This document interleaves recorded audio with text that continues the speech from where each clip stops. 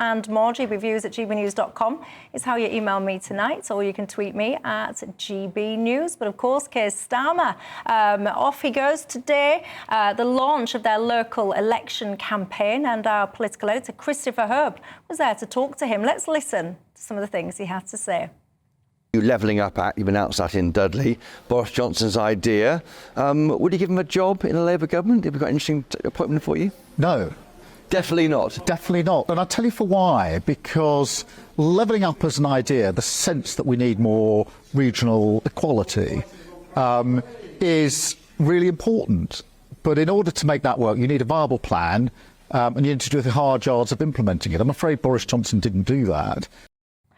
See, this whole notion of levelling up, and we go around the houses with it, don't we? But I must confess, Alex, I don't think any political party is serious about levelling up, because if they were, I don't believe we would have such a kind of void, a difference, between, let's just say, the north and I almost want to say the south, but really what we mean is London, because that difference, that separation wouldn't have been allowed to get deeper and deeper over the decades like it has, if anyone truly cared. There's plenty of rural poverty in the English South. The southwest has many patches of it. Indeed, even East Anglia, where I hail from originally, has some.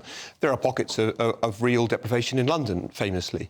But there is no doubt that London is the economic centre and powerhouse of our country, and effectively economic activity fans out from London and has done for several generations.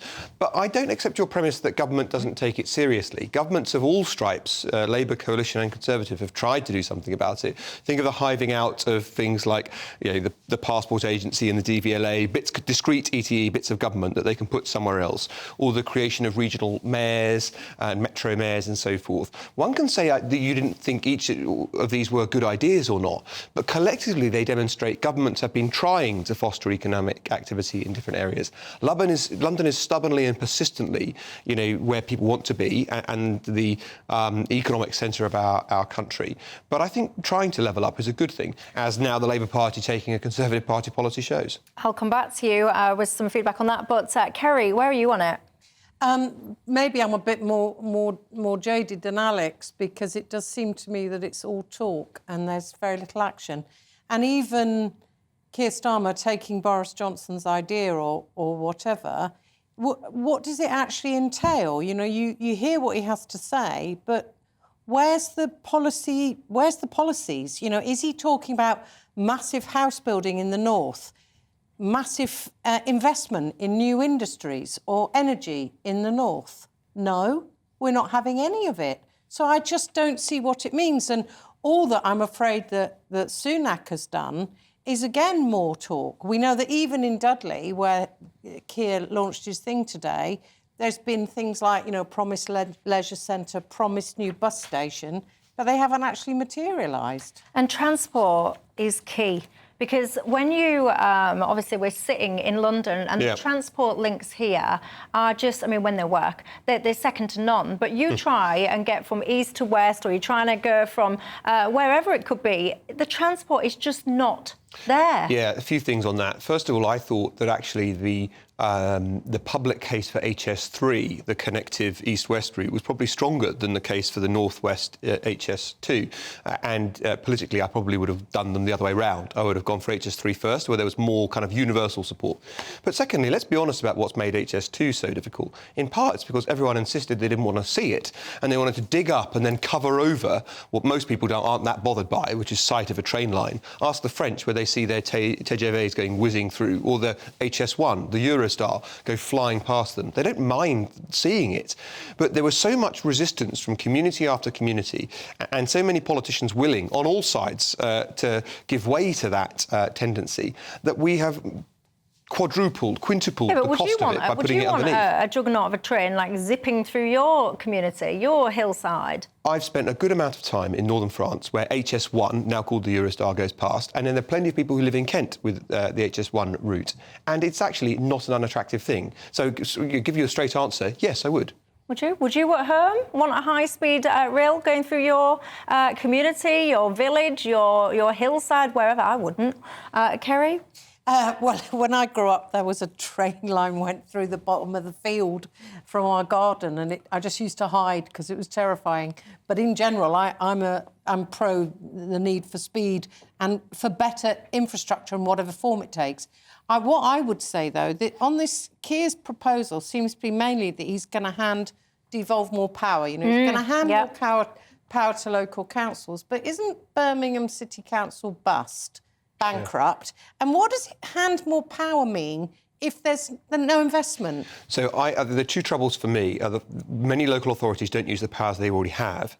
And then the second issue, which is, again, not a party political one because it's happened under governments of both stripes, is that we don't fund local government to do what they've got responsibility for already. So if you just consider their responsibility for social care and the increasingly elderly and dependent on state population that we have, if you just took social care, many more councils will go bust on current timelines because they can't afford to care for the residents that they've got and are going to have. So we've systematically underfunded local government. It's a very unfashionable point because all of the political parties have loved to centralise control in Westminster. I'm all for letting local governments control things, but you've got to give them the money to do it.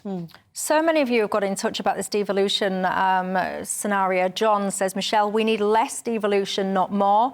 You don't need any of it to enable levelling up. You just need a competent department to administer it.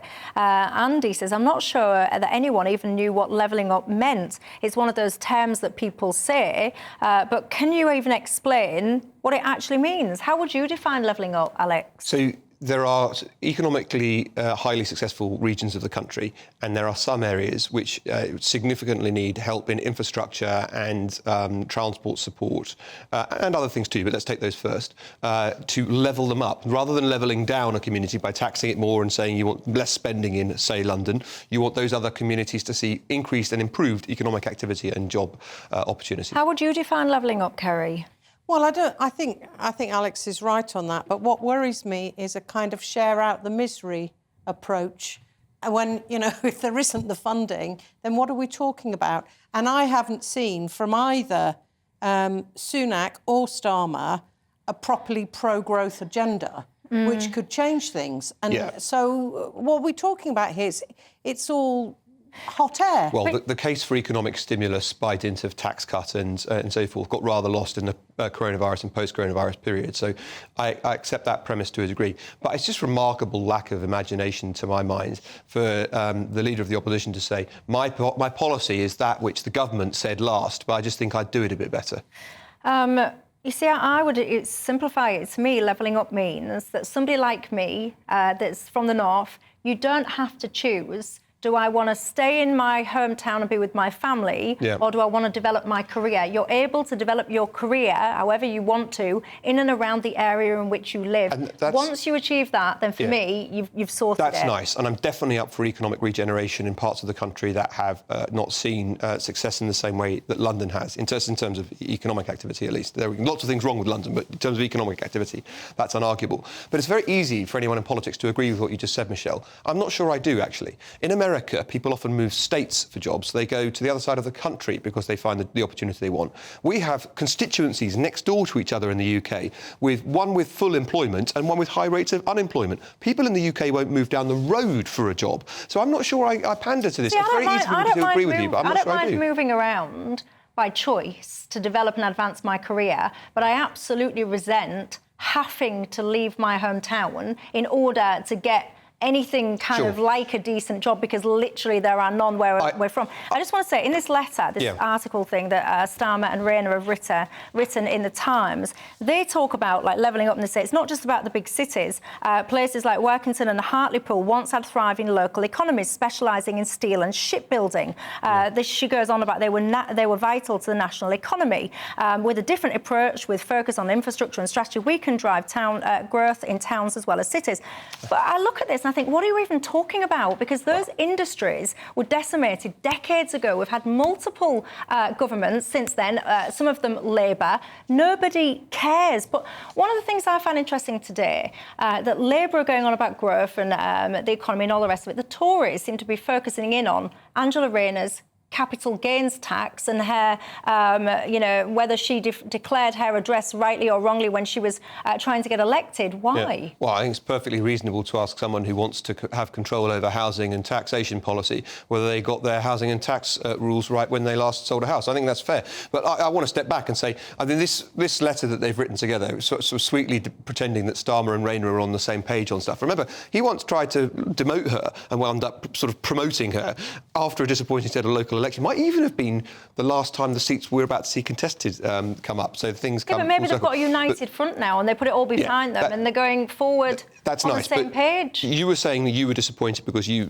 weren't seeing what local levelling up meant to you. Do you know who should be really disappointed with this? It's real left-wingers. It's socialists who say, I want my leadership to say, tax the rich more, distribution of wealth, and there's no real sense of the actual left wing here. I think if you were genuinely on the left, you'd be very disappointed with this. Yeah, I just think too many towns and cities were failed when their core industries were absolutely decimated because no one cared. No one cared. You had employers that had employed the granddads, the dads, the sons, whole generations of families, and they got removed, and all of the supply chains, all of the kind of ecosystem that went with it just absolutely destroyed. And those towns and cities, they've never recovered. Michelle, the biggest example of that were the coal mines. You've got a son. Would you want him to go down the pits?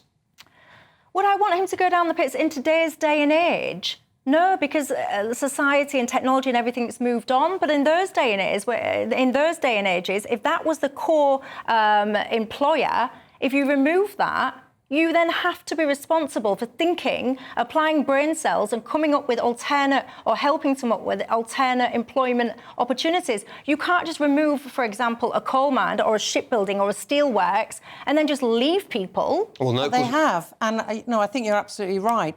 20,000 jobs went in 84 with the defeat of the miners' strike. And in truth, there was no, the Conservatives were very clear they were going to shut this down. Now everybody looks back and revises their thinking on this and said, somehow Margaret Thatcher was a Green, which is hilarious. But in truth, you're completely right about the devastation of industry in the north. And no, they did just decimate jobs and never think about putting forward an alternative and where people are going to work. And now if we look at what Starmer's got on offer and Angela Rayner, what are they talking other than green jobs? Well, that doesn't mean shipbuilding or even decent infrastructure or home building. What does it mean? Well, I don't know. What does it mean? How have you interpreted it at home? And how much faith do you have in politicians to actually fix some of these issues going forward? I'll bring you into the conversation.